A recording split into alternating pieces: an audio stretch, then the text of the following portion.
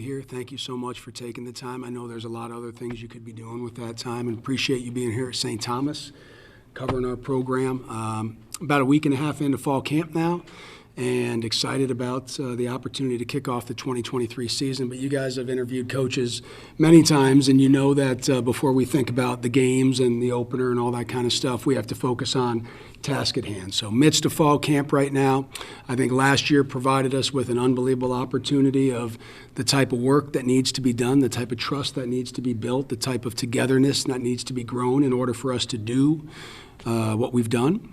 And one of the many, many reasons I love this team and the players on this team is because they understand that each year, even though we may have had our fair share of success in the past, that it's back to square one. And that's where we are right now, and looking forward to continuing to build it together over the next 3 weeks and then the ensuing 12 weeks. That's it. Okay. Anyone?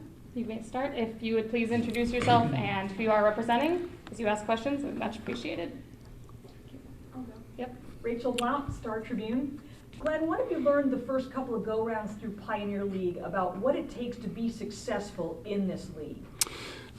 It's a great question, Rach. I think the diversity of the league from coast to coast locationally is also carried through in the diversity of league in how the teams are put together, the talent, the strengths, and the schemes they run. And the number one thing that we learned is you have to be dynamic if you want to be good in this league, because there's so much variance in how people are successful or how people play.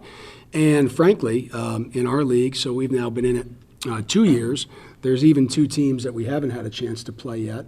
So if we were here 2 years ago, we were talking about, they said, what do you need to learn? And I said, I don't even know what I don't know yet. And we've learned that over the last couple of years.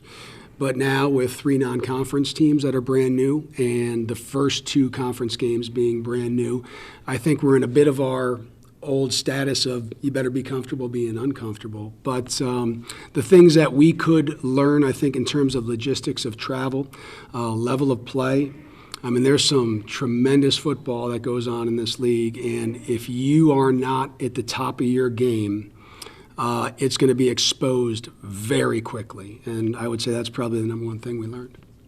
Coach Jeff Wald with Fox 9. Hey, Jeff.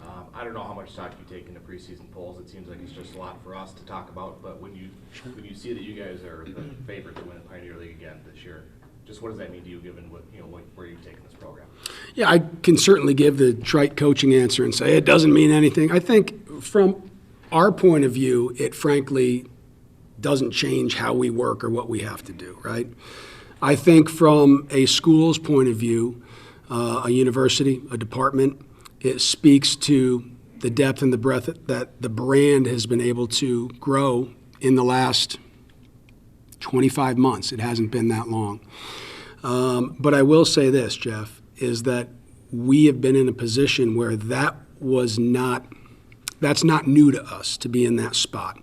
Maybe the voters are different, maybe the league is different, maybe the division is different, but the core way that we approach our work, that hasn't changed. And we've been in that spot before, and it's an honor. To be honest with you, the Pioneer League is there's just so many teams that I think have an opportunity to be great. And it's that same diversity that we just got done talking about that I think gives a lot of teams that chance. And however it is, it's not going to change.